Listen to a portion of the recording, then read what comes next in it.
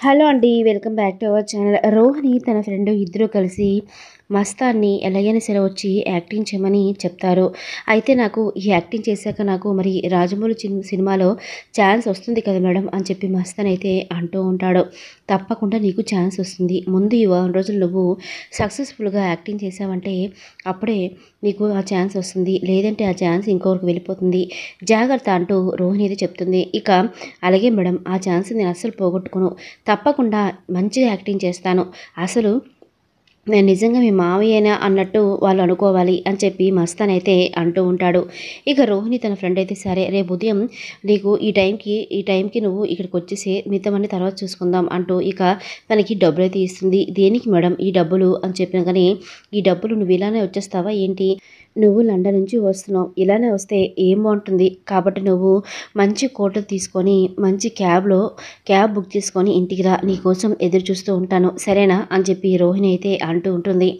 అలాగే మేడం, ఇక మీద నుంచి మీరు నాకు మేనకోడలు, నేను మీకు మావయ్య, ఫిక్స్ అయిపోండి. నేను ఈ క్యారెక్టర్లోకి వచ్చేసినట్టే అని చెప్పి అంటూ ఉంటాడు. మస్తాన్ అయితే వచ్చేసినట్టే కాదు, రేపు వస్తావు కదా అప్పుడు చూస్తా నీ నటన ఎంత బాగా నువ్వు నటిస్తావు అని చెప్పి రోహిణి తన ఫ్రెండ్ అయితే అక్కడి నుంచి వెళ్ళిపోతారు.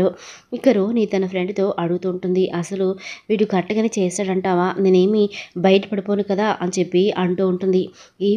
ఏమీ బయటపడవు. ఎందుకంటే వాడికి సినిమా ఆఫర్ అని చెప్పి మనం తీసుకొస్తున్నాం కదా, కాబట్టి వాడు ఒళ్ళు దగ్గర పెట్టుకుని చేస్తాడు. నువ్వే కొంచెం జాగ్రత్తగా ఉండు. ఒకవేళ నేను తప్పులు చేసినా నువ్వు వాటికి కవర్ చేస్తూ ఉండు అని చెప్పి అంటూ ఉంటుంది.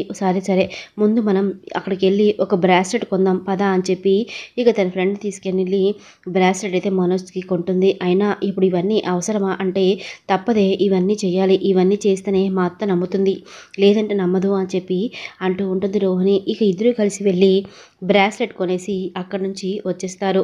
ఇక ఇంటికి వెళ్ళిన వెంటనే ప్రభావతికి, అత్తయ్య రేపు మా మావయ్య మలేషియా నుంచి వస్తున్నారు అత్తయ్య అని చెప్పాను. కానీ ఇక ప్రభావతి చాలా సంతోషపడిపోతుంది. నిజమా రోహిణి అని చెప్పి అంటూ ఉంటుంది. అవునత్తయ్య, రేపు వస్తున్నారు. మా నాన్న రాలేకపోతున్నారు కదా, అందుకే మా మావయ్యని పంపిస్తున్నారు. తను ఒక 4-5 రోజులు ఉండి వెళ్ళిపోతారు అని చెప్పి అంటూ ఉంటుంది రోహిణి అయితే. ఇక ప్రభావతి, ఇంకేంటి నా కొడుకు కష్టాలన్నీ పోయినట్టే. మన మనోజ్కి మంచి బిజినెస్ పెట్టించమ్మా మీ మావితోని. ఈ వారం రోజులు ఇంట్లో ఉంటారు కదా, ఆయనతో ఇక్కడ ఉండి మంచి బిజినెస్ పెట్టించు అని చెప్పి అంటూ ఉంటుంది ప్రభావతి. ఇక రోహిణి అయితే, ఏంటి ఈవిడ ఎప్పుడు చూసినా బిజినెస్ అని చెప్పి నా బుర్ర తింటూ ఉన్నారు అని చెప్పి అనుకుంటూ ఉంటుంది మనసులో. ఏంటమ్మా రోహిణి ఆలోచిస్తున్నావు అని చెప్పి అడగగానే, ఏం లేదు అత్తయ్య, ముందు మా మావయ్య రానివ్వండి, ఆ తర్వాత అన్నీ ఆలోచిద్దాం అని చెప్పి రోహిణి అయితే అక్కడి నుంచి వెళ్ళిపోతుంది. ఇక మరుసటి రోజు అందరూ రోహిణి వాళ్ళ మావయ్య కోసం ఎదురు చూస్తూ ఉంటారు. ఏంటి మీ మావయ్య ఇంకా రాలేదే అని చెప్పి అనగానే, వస్తున్నారు అని చెప్పి అంటూ ఉంటుంది రోహిణి అయితే. ఇక బాలు ఆటోలోనా లేదంటే బస్సులో వస్తారా అని చెప్పాను. కానీ రే ముద్దు, తను ఎయిర్ బస్సులో వస్తున్నారా, ఆటోలో ఎలా వస్తారు మలేషియా నుంచి అని చెప్పి అంటూ ఉంటాడు మనోజ్. ఇక బాలుకైతే డౌట్ వస్తుంది. ఖచ్చితంగా ఈ పార్లమ్మ మమ్మల్ని అందరినీ మోసం చేస్తుంది. ఖచ్చితంగా వచ్చిన వాడిని పట్టుకొని 4 పీకితే వాడే చెప్తాడు ఎవరా అన్నది అని చెప్పి ఆలోచిస్తూ ఉంటాడు బాలు అయితే. ముందైతే వాడు రాని, వచ్చాక అప్పుడు చెప్తా అని చెప్పి అనుకుంటూ ఉంటాడు బాలు మనసులో. ఇంతలో రోహిణి వాళ్ళ మావయ్యకి ఫోన్ చేస్తా అంటూ పక్కకొచ్చి మస్తాన్కి ఫోన్ చేస్తుంది. ఎక్కడున్నావు అని చెప్పగానే, వస్తున్నాను మేడం, మీ పక్క వీధిలో ఉన్నాను అని చెప్పి అంటూ ఉంటాడు మస్తాన్ అయితే. త్వరగా రా, చెప్పింది గుర్తుంది కదా, జాగ్రత్తగా డీల్ చేయాలి సరేనా అని చెప్పి రోహిణి అయితే ఫోన్ పెట్టేస్తుంది. ఇక పక్కనే ఉన్నారంట మావయ్య, వచ్చేస్తున్నారు అని చెప్పి అంటూ ఉంటుంది. ఇక ప్రభావతి మాత్రం చాలా సంతోషపడిపోతూ ఉంటుంది. ఈరోజు నుంచి మా ఇంట్లో ఉన్న కష్టాలన్నీ పోయినట్టే అని చెప్పి సంతోషపడిపోతూ ఉంటుంది ప్రభావతి. ఇక్కడితో కట్ చేస్తే అప్పుడే అక్కడికి ఆటో సౌండ్ అయితే వస్తుంది. ఆటో సౌండ్ రావడం చూసిన బాలు అయితే, ఇదేంట్రా మీ మావయ్య ఎయిర్ బస్సులో వస్తారని చెప్పారు, ఇప్పుడు ఆయన ఆటోలో వస్తున్నారేంటి అంటే, మలేషియా నుంచి ఆటోలో వస్తున్నారా అని చెప్పి అంటూ ఉంటాడు సరదాగా. ఇక రోహిణి అయితే బయటికి వెళ్ళి, రే నీ ఏం చెప్పాను, నేను నీకు క్యాబ్ బుక్ చేసుకొని రమ్మని చెప్పాను కదా, ఆటోలో వచ్చావేంటి అని చెప్పాగానే, మేడం వాడు డబ్బులు ఎక్కువ అడిగాడు మేడం, అందుకే ఇలా వచ్చాను, డబ్బులు తక్కువ కదా అని చెప్పి వచ్చాను అని చెప్పి అంటూ ఉంటాడు.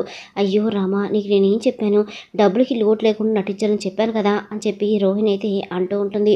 ఇక లోపలికి రాగానే బాలు అయితే అడుగుతూ ఉంటాడు, ఏంటి బాబాయ్ గారు ఇలా మీరు ఆటోలో వచ్చారు, మీరేదో ఎయిర్ బస్లో క్యాబ్లో వస్తారు అనుకున్నానే అని చెప్పాను. కానీ అదేం లేదు బాబు, అక్కడ క్యాబ్లో తిరిగి తిరిగి ఊపిరి అడగనట్టు అయిపోయింది, అందుకే ఇండియా మొత్తం చూద్దామని చెప్పి ఇలా ఆటోలో వచ్చాను బాబు అని చెప్పి అంటూ ఉంటాడు.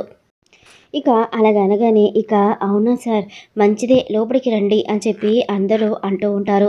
ఇక తన లోపలికి రాగానే బాలు అయితే అలా చూస్తూ ఉంటాడు. ఇతన్ని ఎక్కడో చూసినట్టుంది అని చెప్పి అలా ఆశ్చర్యంగా చూస్తూ ఉండగా ఇక మస్తాన్ మాత్రం అందరినీ పలకరించి లోపలికైతే వస్తాడు. ఇక ప్రభావతి అన్నయ్య గారు బాగున్నారా అని చెప్పి పలకరిస్తూ ఉంటుంది. నేను బాగున్నానమ్మా చెల్లెమ్మ, మీరెలా ఉన్నారు అంటూ ఇక పలకరిస్తూ ఉంటాడు.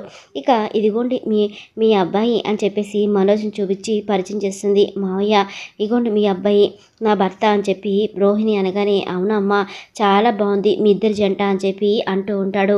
ఇక ఇద్దరు కలిసి మనోజ్ అలాగే రోహిణి కలిసి తన ఆశీర్వాదం తీసుకుంటారు. ఇక తన ఆశీర్వాదం తీసుకోగానే ఇక చాలా సంతోషపడుతూ మా రోహిణి ఈ కాలం పిల్లైనా సరే చాలా పద్ధతులు అన్నీ తెలిసిన పిల్లమ్మ, మీ ఇంటికి వచ్చి మీ ఇంటి కోడలవడం మీ అదృష్టం అని చెప్పి అంటూ ఉంటాడు.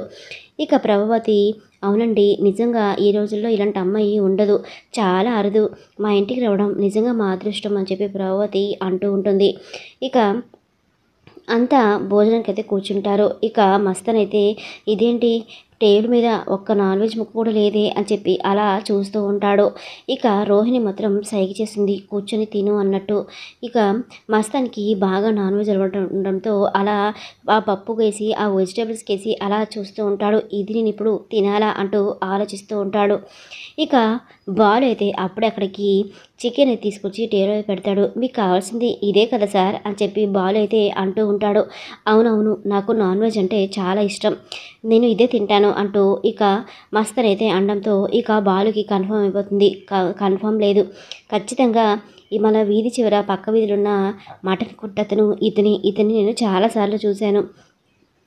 ప్రతిసారి చికెన్ కొని వెళ్ళి ఇతని మొహం చూసి నాకు విరక్తి వచ్చేది. మొహం అంతా బ్లడ్ అంతా ఆ చెమటలతో అదొక రకం ఉండేవాడు. ఇప్పుడేంటి ఇంత నీట్గా రెడీ అయ్యి వచ్చాడంటే ఖచ్చితంగా పారలమ్మ అందరినీ మోసం చేస్తుంది చెప్తా అని చెప్పి అనుకుంటూ ఉంటాడు బాలు అయితే.